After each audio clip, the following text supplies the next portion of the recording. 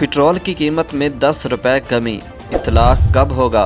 खाम तेल की औसत कीमतों पर रिफाइनरीज ने अगले 15 रोज़ के लिए पेट्रोलियम मसनूआत की तजावीज़ पेश की हैं। 1 लीटर पेट्रोल की कीमत में 10 रुपये 78 पैसे कमी की तजवीज़ दी गई।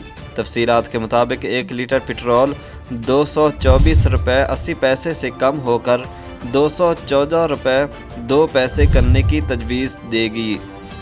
1 लीटर हाई स्पीड डीजल 11 रुपये 57 पैसे महंगा। 1 लीटर डीजल 235 रुपये 30 पैसे से बढ़ाकर 246 रुपये 87 पैसे करने की तजवीज़। 1 लीटर मिट्टी का तेल 4 रुपये 52 पैसे महंगा करने की तजवीज़ दी गई। कीमत में इजाफे के बाद 1 लीटर मिट्टी का तेल 191 रुपये 83 पैसे से बढ़कर 196 रुपये 35 पैसे हो जाएगा। ज़राए के मुताबिक लाइट स्पीड डीजल फ़ी लीटर 7 रुपये 48 पैसे इजाफा करने का कहा गया है, जिसके बाद नई कीमत 193 रुपये 98 पैसे हो जाएगी।